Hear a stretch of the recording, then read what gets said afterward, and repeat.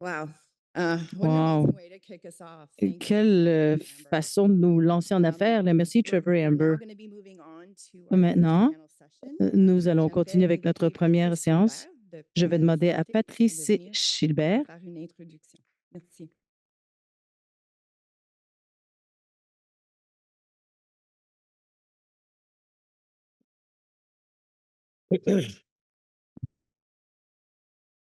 Good morning, bonjour à tous. I'm Bonjour à from tous. Montreal, Je not suis de Montréal Saskatchewan. et non pas de la Saskatchewan. It is a Bon, difficult moment for me. c'est un moment difficile pour moi, je l'avoue. Congrats to Saskatchewan. Well Félicitations à deserved. la Saskatchewan, c'est bien It's a mérité. real privilege to be here with you today C'est un among réel leaders, privilège d'être patients, parmi it vous, was, parmi les leaders, les very moving, patients. and innovators who De are tout ce qui a shaping été the dit future est très of émouvant et connected ces healthcare innovateurs qui in façonnent Canada l'avenir and around des the soins world. connectés au Canada et de par le Today's monde. Là, c'est session, formidable. Global La Lessons in séance d'aujourd'hui, les leçons du be monde more entier pour timely. accroître We have with us voices l'interopérabilité ne from pourrait pas Portugal, tomber Australia, mieux and the à point. Netherlands. Nous avons Because l'Australie, healthcare les is Pays-Bas, etc. et ultimately d'autres qui vont about prendre la people, parole. Parce que, évidemment, at les soins de Bell, we santé see concernent les information gens. capabilities not On only voit as des technical capacités non milestones, seulement but as comme a étant des human jalons enabler, techniques, mais aussi something comme that quelque chose connects qui people as facilite les much choses sur le plan as humain, it connects quelque chose qui systems. connecte les gens Our et patient connecte les hubs systèmes. brings together Nos hospitals, centres clinics, health rassemblent des authority hôpitaux, des to better cliniques et des align medical autorités de la best santé pour practice mieux and patient enligner demand in real time. Whether it's les helping capacités emergency en temps réel, departments que ce redirect soit patients to d'aider primary care les services d'urgence or pour rediriger coordinating les patients aux clinical soins primaires schedules ou across coordonner departments and sites, des horaires sur les différents portails et les différents sites. Nous, et l'interprète s'excuse, mais son écran a figé. Voilà, l'interprète maintenant entend. Tous les patients, toutes les provinces du Canada peuvent profiter.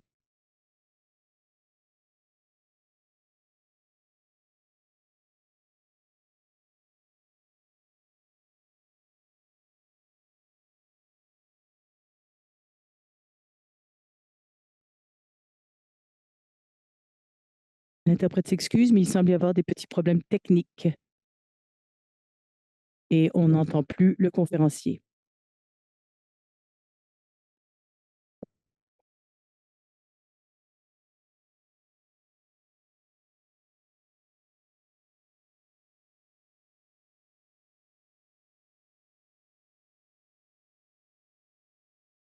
Veuillez patienter, les techniciens s'attellent à la tâche pour rétablir la connexion.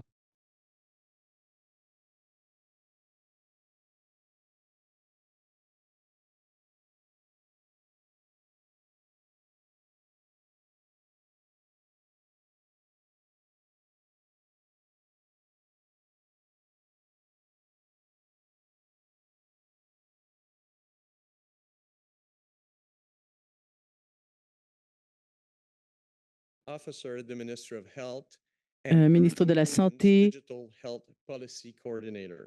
et les coordonnateurs en politique de soins de santé. Pour animer la discussion, nous avons Abby Caria chez Canada Santé Inforoute, ou plutôt chez Inforoute Santé du Canada. Alors, accueillez nos collègues sans plus tarder. Good morning. Welcome back. Bonjour, encore une fois, bienvenue. J'espère que hier était une journée intéressante pour vous tous et toutes. C'était fascinant de voir ces conversations dans les corridors et durant la pause réseautage et les conversations tellement intéressantes, même sur une base individuelle, que ce soit sur le plan des affaires ou de retenir certaines des propositions et tout ce qui a été dit. Franchement, c'était formidable de voir ce niveau d'engagement et le buzz, si on veut, cette fébrilité. Alors, j'espère qu'en tant qu'équipe d'Inforoute, nous avons joué le rôle auquel vous vous attendiez et que nous avons pu susciter toutes ces conversations très intéressantes. Ce qui s'en vient est une autre discussion vraiment très, très intéressante. Les leçons du monde entier pour accroître l'interopérabilité. Eh bien, nous avons le privilège d'avoir certains des leaders présents ici dans la salle et nous organisons des partenariats sur le plan mondial. Alors, apprenons certaines choses à propos de cette tribune et puis à quoi servent donc ces fameux sommets. Avant de le faire, j'aimerais vous rappeler, il y aura une séance de questions-réponses. Donc, on dédiera du temps qui sera prévu à cet effet pour que vous puissiez poser des questions aux panélistes.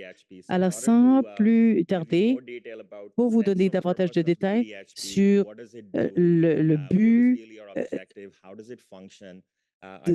et l'objectif, j'aimerais demander à Bianca Ronhurst à l'estrade et qui va nous parler un peu de ce dont il s'agit. Elle est ministère de la Santé, du Bien-être et des Sports et des Pays-Bas. Good morning, everyone. Merci et bonjour à tous et à toutes. C'est un plaisir de m'adresser à vous ce matin, ici dans le magnifique Québec. Thank you to our gracious hosts for showing us the deep roots. Merci à nos hôtes pour nous montrer les racines profondes de la culture québécoise et également chez nos hôtes de FO Route Santé du Canada pour nous parler de la communauté de tous ces leaders. C'est un plaisir d'être ici dans une salle qui m'est très familière. Pas parce que nous nous rencontrons ici souvent, mais parce que nous partageons les mêmes réalités au quotidien. Comment transformer les possibilités numériques en données de confiance, politiques plus intelligentes et une meilleure santé? Même si nous sommes de l'autre côté du monde, on comprend exactement, et vous comprenez exactement ce à quoi ressemble notre journée, les échéanciers, les décisions et les exigences. Eh bien, ce sentiment de reconnaissance est exactement ce dont est question avec ce partenariat, TDHP. J'ai le privilège de travailler avec des collègues extraordinaires de 42 pays et plein d'organisations multilatérales sur la santé. L'Organisation mondiale de la santé et aussi l'OCDE. GDHP est une collaboration entre gouvernements pour améliorer la santé de tout un chacun en tirant parti des opportunités offertes par la technologie. C'est un lieu où les hauts fonctionnaires et les experts des plus grandes renommées sont là pour partager leurs perspectives et leurs expériences. Chacun parmi nous vivons dans des contextes différents, mais nous vivons des défis partagés. Une population vieillissante, des coûts de plus en plus élevés et des pénuries de main-d'œuvre, et j'en passe. Au sein de ce groupe, nous trouvons que les similitudes sont plus nombreuses que nos différences. Ce sont ces gens-là qui comprennent les rôles auxquels nous faisons face. Ils partagent même ces défis. Ce sont les gens que j'appelle en premier lorsqu'un nouveau défi sur le plan politique en numérique arrive sur mon bureau, parce qu'ils ont vécu cela. Ils connaissent la différence entre l'ambition et la mise en œuvre, l'innovation et la sécurité. GDHP est un réseau bâti sur la confiance, un environnement sécuritaire pour partager nos réalisations, mais également pour partager nos erreurs. Les projets pilotes qui n'ont pas pris leur envol, les politiques qui ont fait face à une résistance et les leçons prises, mais à la dure. Qu'est-ce qui fait que GDHP est si extraordinaire? C'est cette capacité de prendre une pause et de réfléchir. Nous agissons tous. Nous tentons de mettre en œuvre des cadres, explorer l'IA dans le domaine de la santé, explorer la cybersécurité et j'en passe. Mais au sein de GDHP, on prend un pas de recul et on se pose certaines questions. Est-ce que nous comprenons réellement le problème? Est-ce que nous apprenons des périples et des expériences des uns des autres? Au sein de ce cercle des pairs, les pays peuvent valider et mesurer un peu leur progression. On discute des catalyseurs et autres choses encore. Et en mettant tout cela sur la table, on s'économise du temps et de l'effort. Parfois, la réflexion veut dire réaliser que nous partageons les mêmes défis. Parfois, cela veut dire trouver de l'inspiration, mais selon une approche tout à fait différente. D'avoir des pairs de confiance veut dire qu'on ne part pas à partir de zéro. On peut tester des idées, parler de stratégies et découvrir qu'on n'est pas seul quand on navigue au sein de toute cette complexité. Souvent, une conversation de 5 heures avec un collègue de GDHP économise des mois d'incertitude chez soi. Lorsque ces réflexions sont rassemblées, quelque chose de très puissant s'opère et des choses très intéressantes émergent. pas un alignement de forces, mais un mélange d'idées qui rend notre vision beaucoup plus claire. Durant cette séance, les panélistes vont partager certains des meilleurs exemples de tout cela. Mais il y a quelque chose que j'aimerais souligner en particulier. Certains membres ont de la loi pour mandater un enregistrement électronique. Chez moi, dans les Pays-Bas, nous avons une loi qui s'appelle VRS. Nos collègues canadiens ont approché plusieurs pays membres du GDHP pour en savoir plus sur la réglementation de l'accès, des préoccupations, standards d'interopérabilité, accréditation et plus. Beaucoup de ce qu'ils ont appris a été mis en application, a été source d'inspiration pour C-52, la loi sur les soins connectés. Eh bien, je comprends que ce projet de loi n'est pas passé à travers tout son processus et que C-52 attend d'être réintroduit, si l'on veut, mais il montre toutefois que ces perspectives et discuter entre égaux peuvent intégrer les politiques nationales.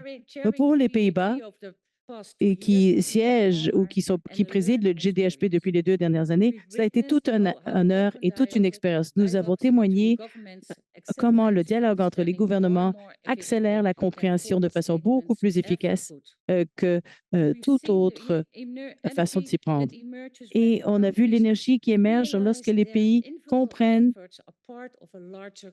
qu'en fait, on fait partie d'un mouvement global plus important. À la fin de l'année, on va céder la présidence au Portugal et on est confiant que cet esprit d'ouverture et de curiosité va continuer à régner, entre guillemets. Tandis que nous pensons à tout cela, assurons-nous que GDHP demeure l'endroit qui devait être, un endroit où il est possible d'avancer ensemble. Parce que dans le domaine de la santé numérique, le progrès est la voie à suivre, un chemin que nous partageons, que nous éclairons les uns pour les autres. Alors, je vous invite à maintenir les conversations ouvertes et transparentes, le niveau d'ambition élevé et continuer à bâtir ces ponts entre les politiques et les pratiques. Comme le proverbe chinois connu le dit, seul, on peut aller vite, mais ensemble, on va loin. L'esprit de la collaboration régnait dans ce palais et c'est un cadre idéal pour cet événement. Merci. Thank you, and I look forward to the discussion that follows. Et j'ai bien hâte d'entendre les discussions qui suivront.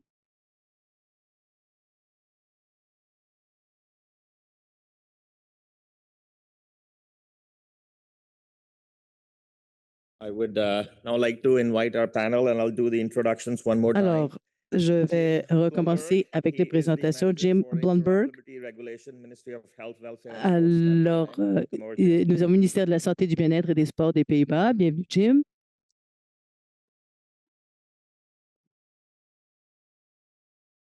Peter O'Halloran, Agence australienne pour la santé numérique.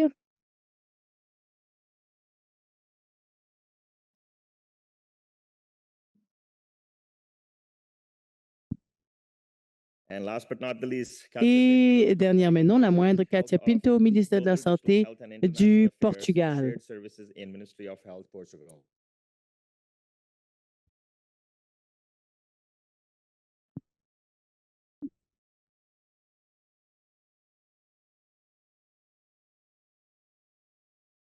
Okay, so can you hear me okay? Yeah, we heard from Bianca. Entendu Bianca, beaucoup de thèmes communs émergent, ces histoires sur les soins connectés, ainsi que la prise de conscience de différentes législations de par le monde et comment cela fonctionne pour le modèle. Nous avons beaucoup bénéficié au cours des dernières années dans le cadre de notre sommet des prêts de santé connectés. Et dans notre région, il y a la Nouvelle-Écosse et le Nouveau-Brunswick mènent la charge pour donner leurs citoyens des cas pour créer des sommaires de patients et de pouvoir les avoir sur leur téléphone. Et c'est remarquable. Ce sont d'excellentes histoires qui font partie de la collaboration mondiale, la façon dont nous pouvons nous réunir pour créer des normes nationales et pouvoir nous axer sur les résultats pour les patients. Donc, il s'agit d'une excellente résultat du fait de collaborer, de travailler ensemble. Donc, parlons un petit peu plus des équipes qui sont axées sur le soin des patients. Le problème clé de chaque instance est comment est-ce qu'on peut permettre à nos citoyens d'avoir un accès complet à leur DME, leur dossier médico-électronique. Et c'est un service que 9 patients sur 10 ont envie d'accéder à leur dossier. Et cela leur donne cette possibilité, les moyens de mieux comprendre leur situation médicale et aussi pour les prestataires de mieux les prendre en charge et aussi pour leurs proches. Alors, tout d'abord, comment est-ce que, pour nos panélistes, comment est-ce qu'ils ont accédé à cet objectif de pouvoir accéder à leur DME? On va commencer en ordre. Merci beaucoup, Abby, et félicitations à InfoRoad Santé du Canada pour cette excellente conférence. Merci d'avoir invité le ministère de la Santé du Portugal. Au Portugal, les citoyens, cette concentration sur les citoyens sont très importantes pour nos services de santé. Nous nous assurons que nos citoyens puissent accepter leurs données et nous voulons nous assurer que la gouvernance du données et l'interopérabilité des données doivent faire partie de la prestation des soins au quotidien. C'est qu'un service de santé en son propre droit. Ça veut dire que nous créons un portail national, une application nationale qui est disponible aux citoyens gratuitement, où ils peuvent accéder à leurs données concernant leurs dossiers médicaux, les résultats laboratoires, les images médicales, tout ce qu'ils ont besoin pour s'assurer que ces données puissent être utilisées de façon pratique et en même temps avec la confiance. Cela veut dire que nos citoyens peuvent faire confiance au gouvernement parce que nous créons les solutions qui permettent à ces données d'être utilisées. Merci, Peter. Et merci beaucoup, Abby. Et encore une fois, quel événement fantastique. Merci de m'avoir invité. J'ai déjà connecté avec plein de personnes. En Australie, nous avons ce qu'on a des dossiers médicaux électroniques contrôlés. Il s'agit d'un résumé partagé des traitements qu'ont reçus les patients dans toute la gamme de soins. Je préférais le nom auparavant parce que il mettait le patient au centre de nos préoccupations. Le consommateur a accès à leur dossier plutôt que le clinicien. Donc, le consommateur pouvait contrôler tous ces dossiers et c'est comme ça qu'on a fait en Australie. Bien sûr, le système n'est pas parfait. Nous avons eu dû moderniser la technologie et peut-être qu'on peut discuter un peu plus sur ces technologies pendant le panel, mais je pense qu'un élément qui a rendu l'interopérabilité possible en Australie, c'est qu'à chaque fois qu'on fait quoi que ce soit, on pense au pourquoi. Ce matin, Amber et Trevor ont partagé leur histoire et cela me rappelle pourquoi est-ce qu'on doit fournir un traitement exceptionnel pour les patients et que les soins de santé peuvent être gratuits, accessibles avec des outils numériques. C'est pour cela que je soutiens les dossiers médicaux électroniques dans mon pays et aussi l'interopérabilité. Et désolé pour la salle parce que vous aviez promis quelqu'un d'autre, mais là, c'est moi qui le remplace. Merci de m'accueillir et merci pour cette excellente journée qu'on a eue hier aussi. Nous avions eu une discussion hier avec le panel qu'on devrait être en désaccord les uns avec les autres pour créer un peu plus de discussion, mais la première question rend cela très difficile parce que je suis d'accord avec mes collègues. Aux Pays-Bas, vous devez mettre le patient au centre de votre système. C'est un peu ça le but. Donc, nous avons beaucoup de projets individuels qui ont mené à beaucoup de différents points de référence pour les patients avec des dossiers un peu séparés, mais rien qui pouvait réunir tous les renseignements disponibles afin de donner les moyens aux patients pour avoir un bon aperçu de leurs états de santé et de pouvoir gérer le tout. Et donc, en tant que gouvernement, il faut pouvoir intervenir et gérer ce système, tout comme l'a décrit Katia. Et c'est quelque chose qu'on a fait pour un système de pension, de pouvoir comprendre comment vos fonds de pension sont gérés et réunir le tout en un seul système. Même chose pour les dossiers médicaux électroniques.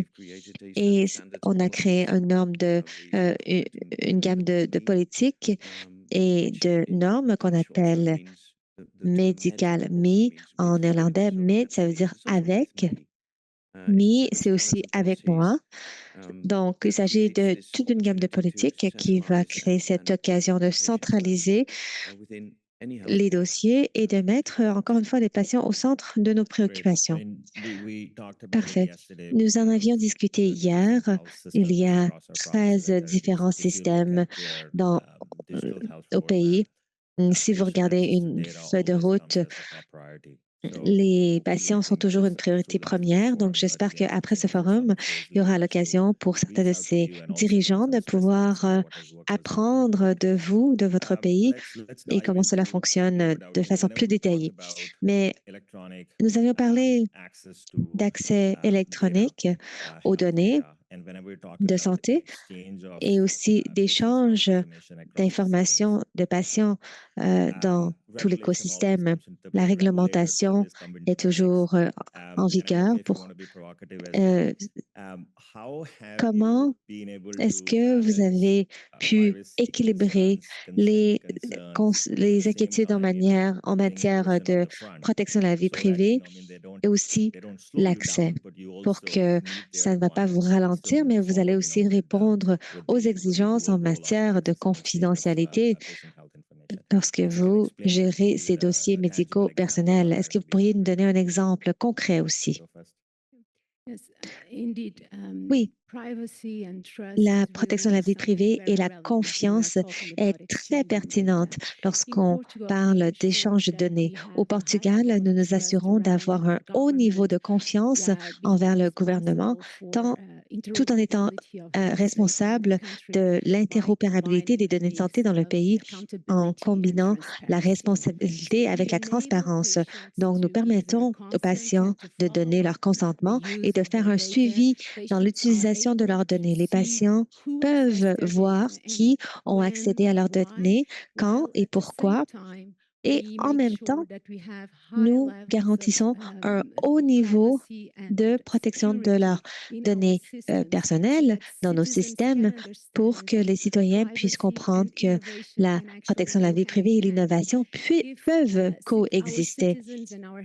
Si nos citoyens et nos prestataires de soins de santé croient que c'est possible d'avoir tant l'innovation que la protection de la vie privée et que l'innovation va permettre justement la protection de la vie privée, eh bien, cela peut être un mélange puissant qui peut débloquer le pouvoir des dossiers de santé et d'assurer l'interopérabilité dans nos systèmes. Même chose qu'au Portugal. En Australie, nous avons un contrôle législatif extrêmement fort quant à l'accès aux renseignements et des systèmes de santé ainsi qu'aux dossiers médicaux. Nous avons commencé avec un processus facultatif des dossiers médicaux. Ça n'a pas très bien fonctionné, donc on a dû changer il y a quelques années. Je pense qu'il y a 90 à 91% des Australiens qui ont maintenant accès aux dossiers médicaux. Et beaucoup de travail qui a été fait, c'est d'expliquer ces contrôles en matière de politique. Les patients sont ceux qui sont dans le siège du conducteur. Ils ont accès à leurs dossiers médicaux. Ils peuvent choisir d'en avoir un ou non au niveau national. Si quelqu'un a accès à leur dossier, ils peuvent le voir. Ils peuvent voir s'ils ont accédé à tout le dossier ou seulement une partie. Nous avons aussi fait un essai et ça peut bien sûr mal tourner parce que c'est en direct, c'est une question de santé. Donc, nous avons mis mis beaucoup d'efforts du côté de la cybersécurité. Nous avons un niveau de classification de protection de la vie privée semblable à celui du ministère de la Défense. Donc, nous prenons cela très au sérieux. Occasionnellement, par exemple, où il y a eu des médecins qui ont accédé aux dossiers médicaux de façon inappropriée, nous allons les publier, ces cas. Nous allons être transparents, car ce sont les autorités réglementaires qui devraient être accès, qui vont et c'est disponible à tous. Dans cela, nous allons écrire ce qui se passe si jamais il y a une brèche.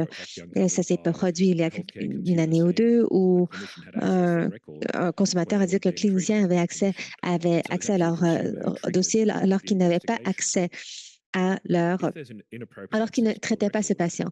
Donc, s'il y a un accès, tout d'abord, c'est une infraction. Donc, nous parlons aux patients si jamais il y avait infraction, si quelqu'un accède à leur dossier de façon inappropriée. Et je connais très peu de médecins qui vont simplement aller surfer les dossiers des autres patients. Mais occasionnellement, il peut y avoir un ou deux médecins qui fait cela et on explique qu'il s'agit d'une infraction criminelle qui peuvent être poursuivies en cours. Deuxièmement, pour peut-être on vérifie s'ils sont bien enregistrés comme médecins. Si jamais il y a un permis, on enlève leur permis. Et troisièmement, on va garder ça dans le dossier.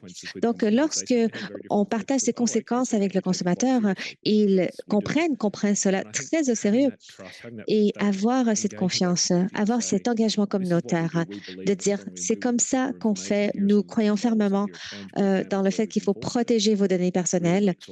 Vraiment, va faire toute la différence.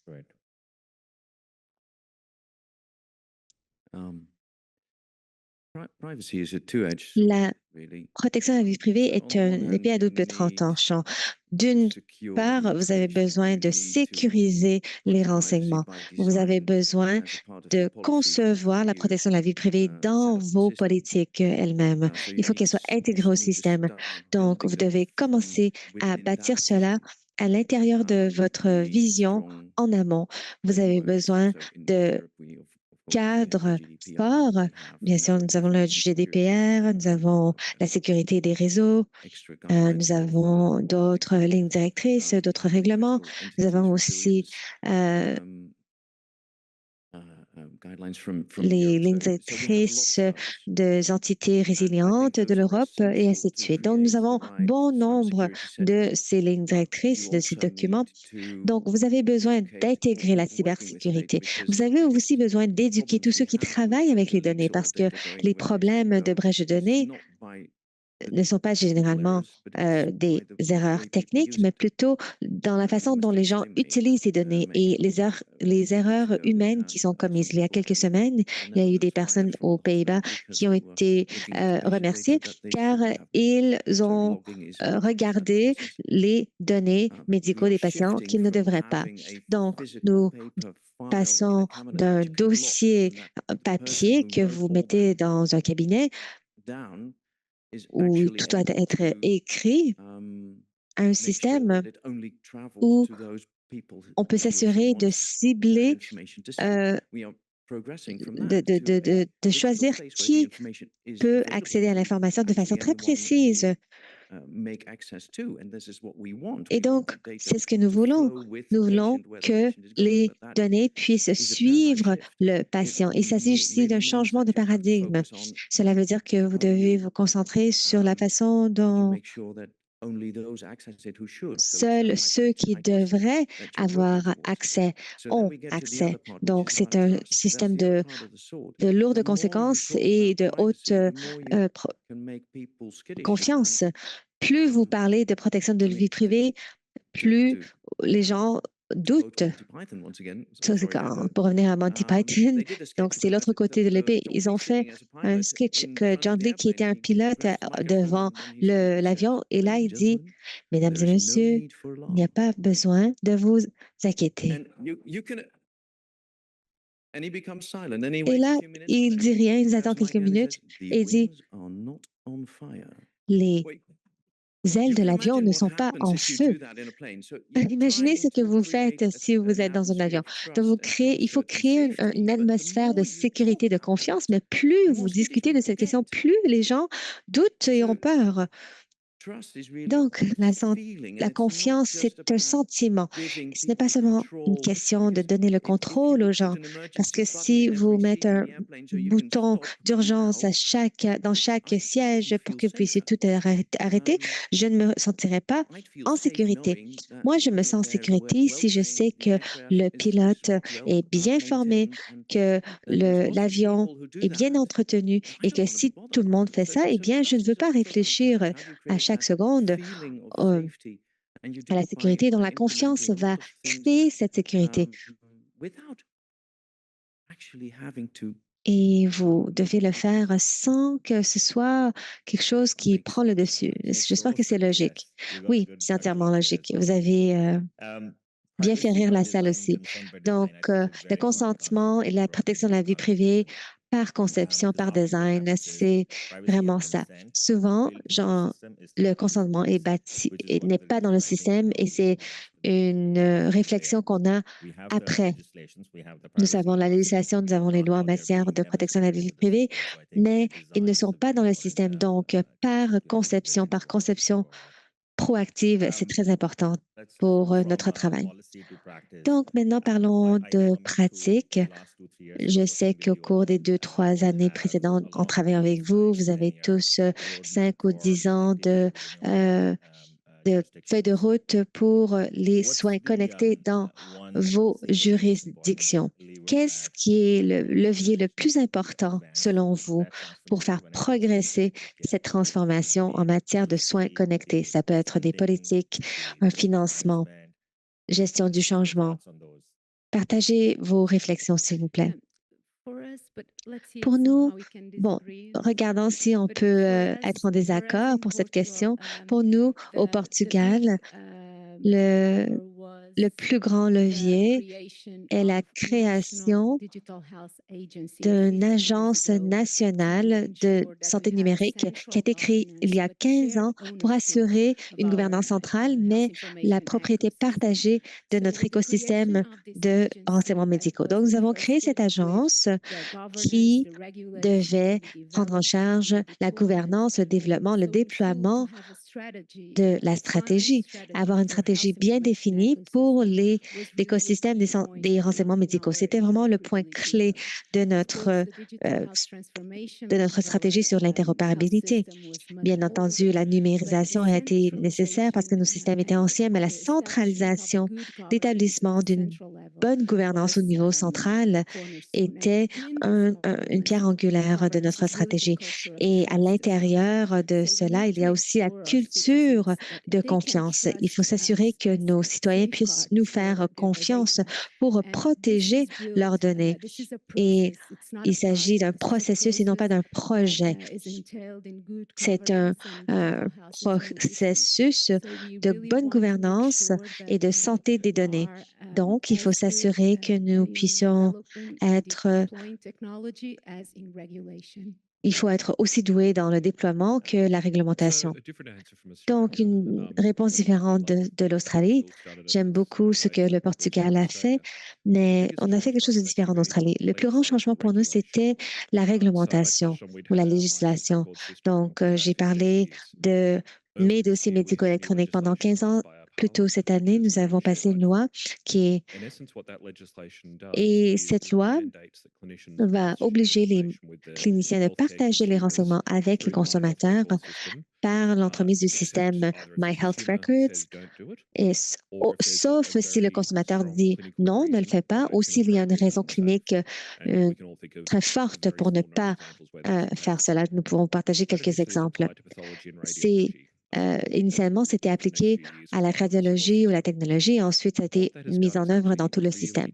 Et cela veut dire que nous allons vraiment prendre en charge le point de vue des consommateurs, à savoir qu'ils veulent partager leurs dossiers médicaux.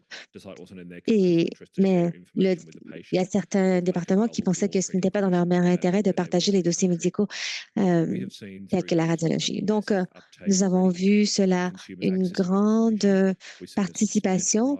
Il y a eu une augmentation des cliniciens qui vont utiliser ces données. Et lorsqu'on regarde un patient qui se pointe aux urgences, en Australie, 85% des cas de ces personnes qui sont aux urgences, la pathologie et les images de diagnostic font partie déjà de leur traitement. Et les tests qui ont été faits il y a 3 ou 4 jours auparavant n'étaient pas disponibles aux médecins. Donc, les cliniciens qui travaillent aux urgences vont dire, c'est parfait, nous pouvons voir les résultats de tests à quelque chose qui s'est passé il y a 3 jours. On n'a pas besoin d'attendre ou de faire une échographie à 3 heures du matin. Donc, dans mon esprit, je pense que c'est quelque chose qui a changé le comportement. Donc, en raison de cette loi, malheureusement, on a dû attendre cette loi pour changer la donne. Mais ce qu'on a fait, c'est qu'on a mis vraiment le patient au centre. Et ça a vraiment changé la donne pour nous.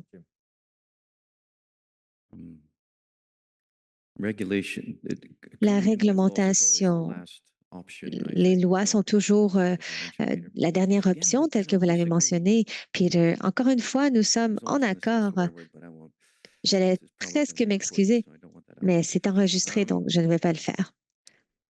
Nous savons que ce n'est pas une question d'argent. Il y a suffisamment d'argent. Je pense qu'on a 4% de notre budget de soins de longue durée qui est investi dans les dossiers médicaux, 6% du budget des hôpitaux. Donc, c'est des milliards de dollars par année.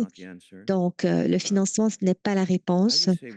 Je dirais que nous savons que ce n'est pas non plus la réglementation, car nous pouvons faire ébauche de n'importe quel genre de loi. Il faut que ce soit réalité. Mais si ce n'est pas internalisé par les personnes qui doivent faire le travail, ça ne va pas fonctionner. Ce n'est pas non plus la technologie, parce que la technique existe. Vous pouvez avoir les meilleures techniques et ça ne va pas toujours fonctionner. Je suis plus vieux que j'en ai l'air. Je me souviens lorsque Philips a créé une vidéo système et aussi Sony et JVC aussi ont créé un système. Philips a créé le meilleur système de vidéo cassette et ça s'appelait le VHS. Vous vous souvenez, n'est-ce pas? Peut-être pas tous, mais bon.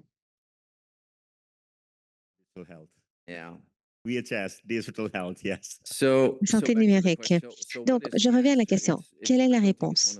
Je ne pense que ce n'est pas un seul élément, mais plutôt de réunir le tout et surtout faire en sorte à ce que les gens puissent travailler ensemble. Donc, interopérabilité. Il faut garder bien vos yeux sur le prix. Donc, tout le monde doit changer leur façon de travailler pour travailler les dossiers médicaux. Pourquoi est-ce qu'on les utilise? Qu'est-ce qui était là auparavant? Et donc, la façon dont nous voulons aller de l'avant, étant donné qu'on passe du papier à des renseignements numériques, des renseignements qui vont avoir un flux dans le système. Pourquoi? Parce que le patient est la clé. Donc, si on peut garder les renseignements qui va suivre le patient et que cette transition peut fonctionner, c'est vraiment la meilleure façon de faire pour que ce soit réalité. Nous avons eu des réponses différentes, donc c'est bien. J'ai quelques questions, mais je sais que le temps nous manque, donc je me tourne vers la salle. Est-ce que vous avez des questions?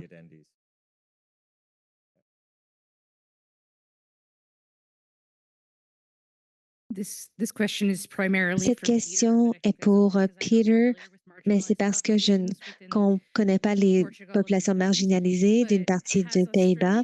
Mais est-ce que l'Australie a vu un problème avec sa population autochtone qui va utiliser les solutions numériques beaucoup plus rapidement que le reste de la population? Et aussi dans les 2 autres pays, si vous avez des populations marginalisées, j'ai la même question pour vous. Bon, j'ai peut-être une réponse de 3 heures à cette question. Mais bref, nous avons connu beaucoup de défis. Il y a un écart énorme en matière d'équité et de santé pour la population autochtone. Est-ce qu'il y a eu une plus grande participation de santé numérique? La réponse est non. Pour le travail qui a été fait, s'ils sont nés dans le nord de l'Australie, qui sont des populations autochtones, il y a cet accueil fort de l'électronique, mais le défi est la connectivité Internet dans les régions éloignées. Donc, même chose qu'ici, il y a aussi le climat qui peut être difficile. Donc, il peut y avoir des pluies torrentielles, donc 4 à 5 mois par année. Deuxièmement, des défis concernant l'accès. Nous dit que la santé numérique est souvent livrée par l'entremise d'applications, mais donc souvent ils partagent un téléphone, donc un processus d'application ne fonctionne pas. Est-ce que ça fonctionne bien? Pas aussi bien qu'on l'aurait souhaité. Nous avons des programmes bien précis lorsqu'on travaille partout dans le gouvernement pour obtenir un accès gratuit à Internet dans la communauté. Et nous voulons aussi faire en sorte que l'application puisse être utilisée sur un furteur. Et nous travaillons avec les aînés locaux pour savoir comment mieux travailler avec leur collectivité. À l'heure actuelle, nous avons encore beaucoup de travail à faire à ce niveau-là. Au Portugal, les services numériques, la participation des personnes autochtones est aussi difficile. Nous voulons nous assurer que l'accès universel aux santé, à la prestation de soins de santé puisse être dans un monde numérique. Nous essayons de centrer nos systèmes et l'expérience de l'utilisateur en ayant des critères forts en matière d'accessibilité. Et nous avons aussi en parallèle rejoint le déploiement avec des services locaux qui peuvent servir de médiateurs pour les citoyens qui sont moins aptes à utiliser nos services, qui sont moins capables. Nous voulons qu'ils puissent avoir des alternatives qui ne les empêchera pas d'utiliser nos services. Mais globalement, il s'agit d'un processus continu d'évaluation, de mesures, de peaufinage du système pour qu'il puisse être adapté pour tout le monde et ne laisser personne pour compte. Quelqu'un là?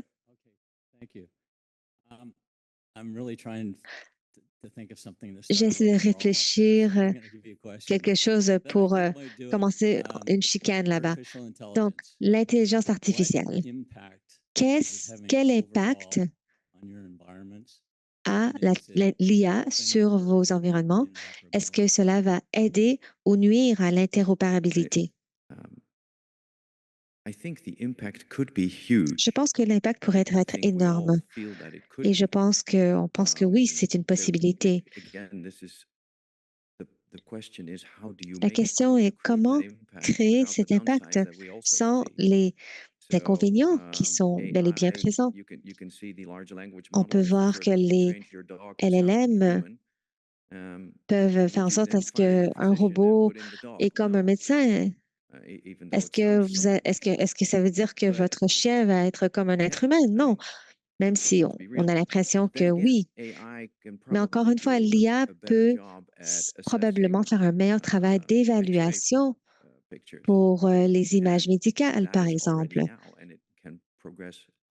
Et même de nos jours, il y aura un progrès. Et ce qu'on peut faire avec IA Scribe, c'est déjà fantastique.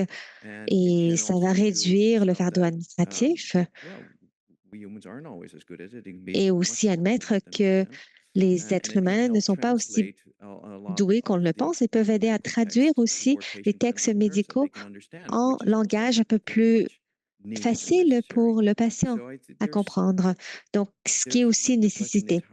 Donc, la question est comment effectuer cette transition? Comment aller de l'avant? Tout le monde cherche les bonnes réponses. Et je pense que c'est un problème à plusieurs dimensions. Et encore une fois, il s'agit de trouver les bonnes personnes avec les bonnes connaissances pour ensemble voir comment on peut effectuer la transition et faire en sorte que l'IA fonctionne. Ce que l'on voit en Australie, c'est ces transcripteurs IA en service primaire, chez les médecins de famille, les généralistes, peu importe comment vous les appelez. Il y a eu une adoption, un engouement pour le IA, pas vraiment contrôlé, pas très réglementé, mais qui a connu un grand succès.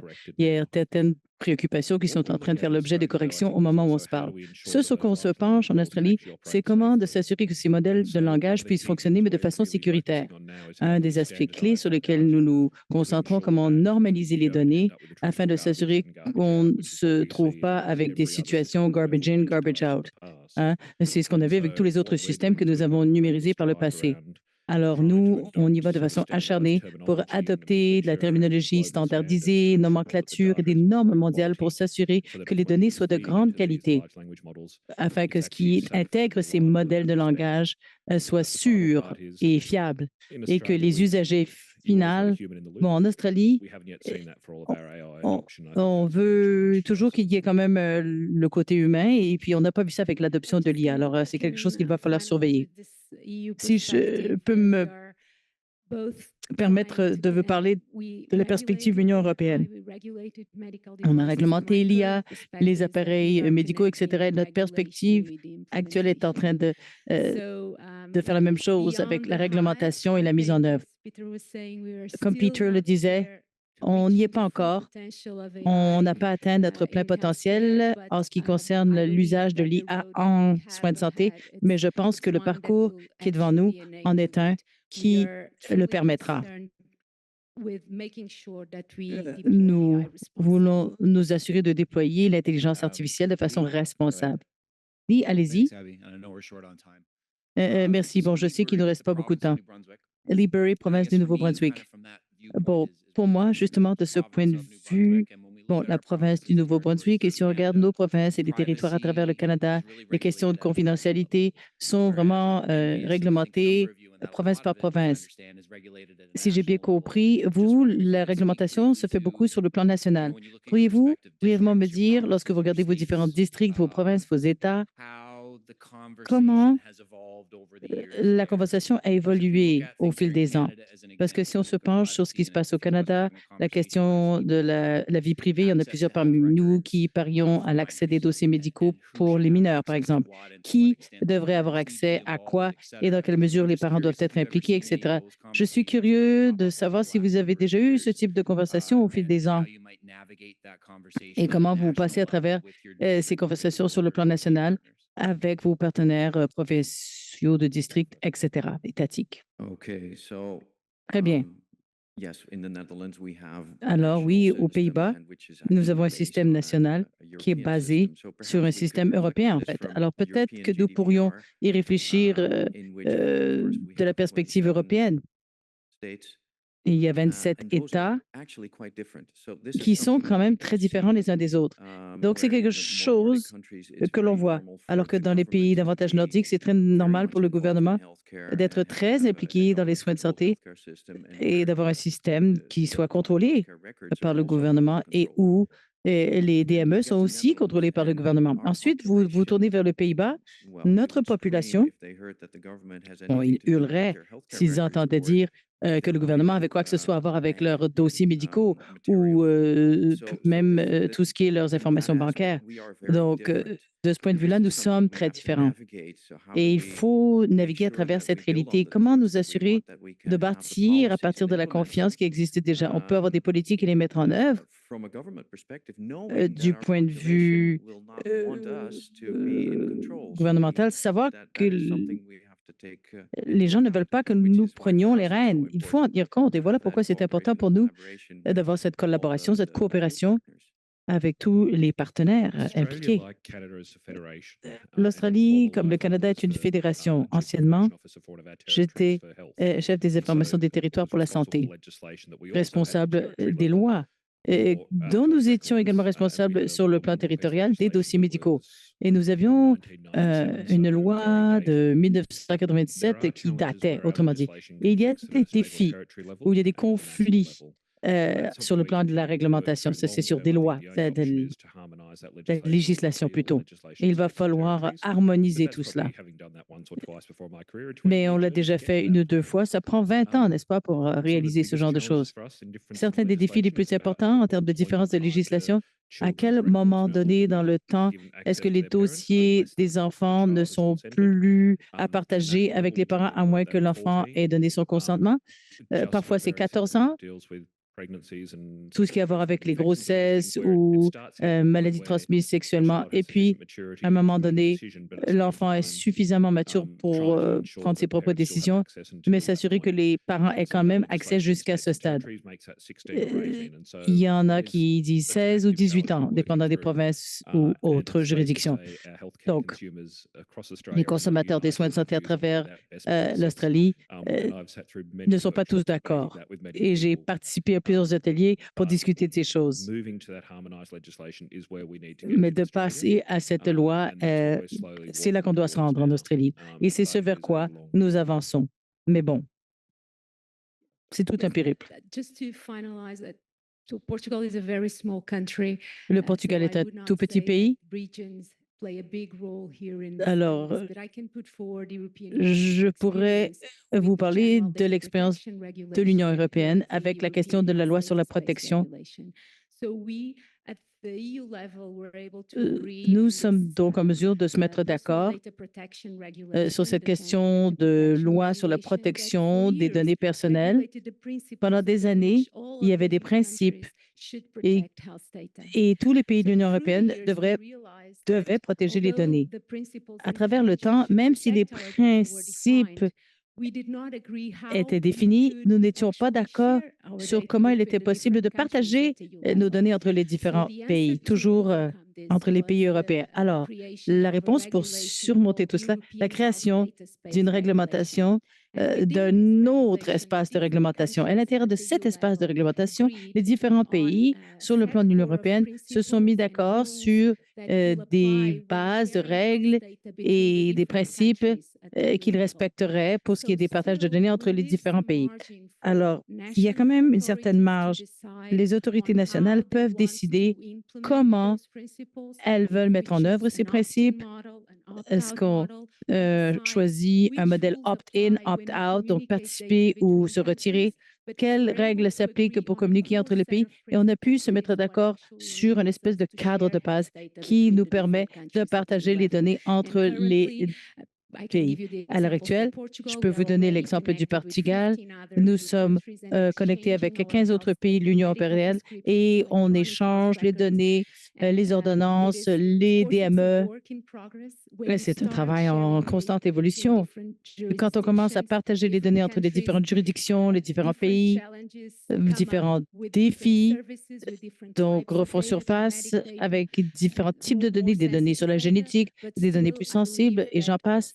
Mais toutefois, d'identifier ces principes de base pourrait créer un espace virtuel et numérique entre les pays de l'Union européenne peut servir de base pour d'autres pays dans le monde. Oui, ça peut servir, je pense, dans un autre contexte que le nôtre. Merci. Avant de terminer, parce qu'on pourrait continuer des heures et des heures, il y a tellement de choses à apprendre et beaucoup de similitudes. Alors, voilà, nos collègues seront là pendant quelques heures encore, si vous voulez leur adresser la parole. Mais avant de terminer, il y a quelques éléments que j'aimerais partager. Non seulement ces trois individus sont des leaders, chacun de leur façon. J'ai eu le privilège d'apprendre à mieux les connaître au fil des dernières années. J'ai appris tant et tant de vos périples personnels et individuels. Cela m'a aidé. Et du point de vue canadien, il y a tant et tant d'apprentissages que l'on a adoptés et les histoires que nous avons partagées avec le Nouveau-Brunswick. On a fait des grands sauts et de partager à notre tour nos informations, ça fait partie de ce que cherche à faire le forum GDHP. Merci d'être venu. Merci de partager vos leçons avec le reste du groupe. Alors, une chaleureuse ronde d'applaudissements, s'il vous plaît, pour nos collègues.